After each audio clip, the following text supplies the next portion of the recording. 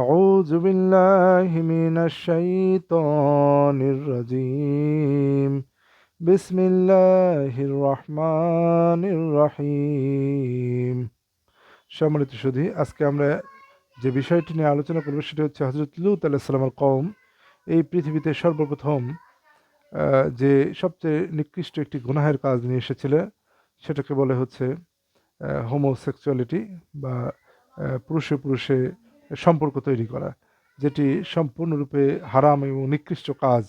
এবং এই কাজটি সর্বপ্রথম শুরু করেছিল লূত আলাইহিস সালামের কওম।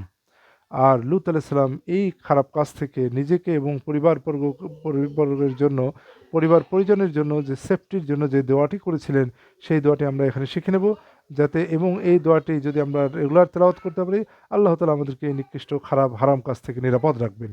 চলুন আমরা সেই আয়াতগুলো তেলাওয়াত করি।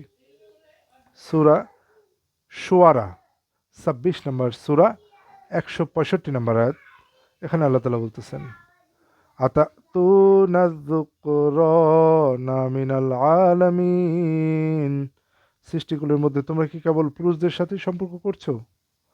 ওয়াতাজারুনা মা খালাকা লাকুম রাব্বুকুম মিন আজওয়াজিকুম বাল আনতুম কওমুন আদুন, আর তোমাদের রব তোমাদের জন্য যে স্ত্রীদের সৃষ্টি করেছেন তোমরা তাদের ত্যাগ করছো, বরং তোমরা এক সীমালঙ্ঘনকারী সম্প্রদায়। ১৬৭তে আল্লাহ তাআলা বলছেন, ক্বালু লাইন লাম তানতাহি ইয়া লূতু লাতাকুনান্না মিনাল মুখরাজিন, তারা বলল, হে লূত, যদি তুমি বিরত না হও তাহলে তুমি অবশ্যই বহিষ্কৃতদের অন্তর্ভুক্ত হবে। ক্বালা ইন্নী লিআমালিকুম মিনাল ক্বালিন, লূত বলল, নিশ্চয় আমি তোমাদের কাজকে ঘৃণা করি। রব্বি নাজ্জিনি ওয়াহলি মিম্মা ইয়ামালুন, ১৬৯ আল্লাহ তাআলা শিখিয়ে দিলেন যে দোয়াটি, রব্বি নাজ্জিনি ওয়াহলি মিম্মা ইয়ামালুন, হে আমার রব, তারা যা করছে তা থেকে আমাকে আমার পরিবার পরিজনকে তুমি রক্ষা করো।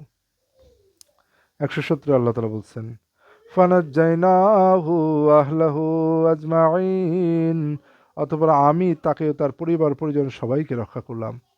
তাহলে দোয়াটি কত শক্তিশালী যে সাথে সাথে আল্লাহ তাআলা বললেন, ফানাজ্জাইনাহু ওয়া আহলাহু আজমাইন, অতঃপর আমি তাকে ও তার পরিবার পরিজনকে সবাইকে রক্ষা করলাম এই নিকৃষ্ট হারাম কাজটি থেকে।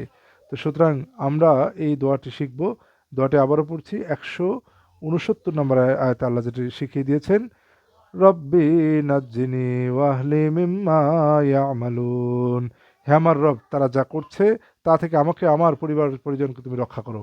তাহলে এই দোয়াটি আমাদের পরিবার পরিজনকে এই নিকৃষ্ট খারাপ কাজটি থেকে, গুনাহের কাজটি থেকে আমাদেরকে রক্ষা করবে। আল্লাহর রহমতে আমরা রক্ষা পেয়ে যাব। দোয়াটি হচ্ছে, রব্বি নাজ্জিনি ওয়াহলি মিম্মা ইয়ামালুন, রব্বি নাজ্জিনি ওয়াহলি মিম্মা ইয়ামালুন।